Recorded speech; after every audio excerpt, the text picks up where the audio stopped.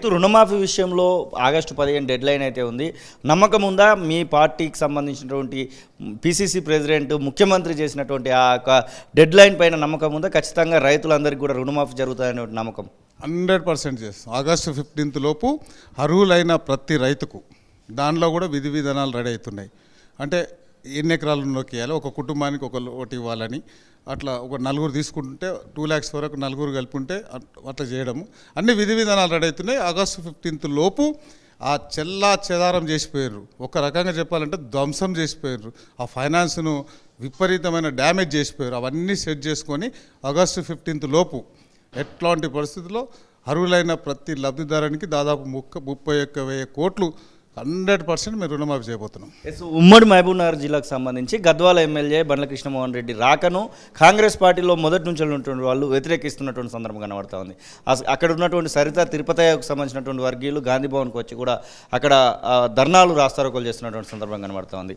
ఈ యొక్క కార్యకర్తలకు మీరు సాటి పక్కన ఉన్నటువంటి ఎమ్మెల్యేగా మీరు ఇచ్చేటువంటి భరోసా గురించి మాట్లాడారు. ఉంటాయి. పెద్ద పార్టీ కాబట్టి, కాంగ్రెస్ పార్టీ కాబట్టి కొన్ని ఈక్వేషన్స్ ఉంటాయి, పొలిటికల్ ఈక్వేషన్స్ ఉంటాయి. మొన్న జగిత్యాల కావచ్చు, నిన్న గద్వాల కావచ్చు, రేపు ఇంకా వేరే కావచ్చు, ఇవన్నీ సమస్యలు ఉంటాయి. అందుకే వాళ్ళను నిన్న పిలిచి ఆ గద్వాల మాజీ జెడ్పీ చైర్మన్ సరిత గారిని పిలిచి ఆయనకు మా సీఎం గారు మాట్లాడున్నారు, నచ్చజెప్పున్నారు. మా డిస్ట్రిక్ట్ మినిస్టర్ జూపల్లి కృష్ణారావు గారికి అప్పచెప్పున్నారు. వాళ్ళని కన్విన్స్ చేసే తీసుకున్నారు. చిన్న సమస్యలు ఉంటే అన్నీ సదురుకుపోతాయి. ఉమ్మడి మహబూబ్నగర్ పర్యటన కోసం ముఖ్యమంత్రి ఎల్లుండి రాబోతా ఉన్నారు 9వ తారీఖున. ఎలాంటి ప్రతిపాదనలు, ఎలాంటి డెవలప్మెంట్కి సంబంధించినటువంటి ప్రతిపాదనలు వనపర్తి కోసం ఎమ్మెల్యేగా మీరు పెట్టబోతా ఉన్నారు? ఉమ్మడి మహబూబ్నగర్ జిల్లాలో 14-12 మంది అభ్యర్థులను కాంగ్రెస్ చేగుర్తు మీద మమ్మల్ని అందరినీ గెలిపించినారు. ఆయన సొంతం జిల్లా, దానిలో స్పెసిఫిక్ ఆయన పుట్టి పెరిగింది కొండారెడ్డిపల్లి అచ్చంపేట నియోజకవర్గం. ఆయన చదువుకున్నది వనపర్తి కాబట్టి వనపర్తిలో అన్న మీ సొంత ఊరితో పాటు మీ సొంతం కాన్స్టిట్యూన్సీ కొడంగల్తో పాటు వనపర్తిని కూడా మీరు మూడో కనులాగా చూసుకునాలి.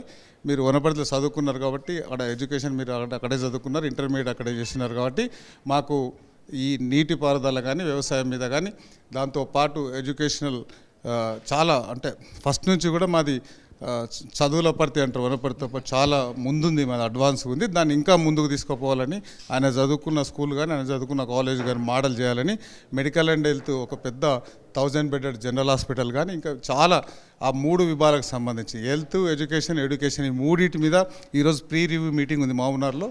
మేము సీఎం గారు 9th వస్తున్నాడు కాబట్టి మేము ప్రిపేర్ అవుతున్నాం. అంత అధికారులను రమ్మన్నాం. చేసి పెద్ద ఎత్తున కొడంగల్ తర్వాత వనపర్తికి ఎంత వీలైతే అంత ఫండ్ తీసుకురాని నేను ట్రై చేస్తాను. అసలైన తొలి వెలుగు. ఫాలో వాట్సాప్ @తొలి వెలుగు అఫీషియల్.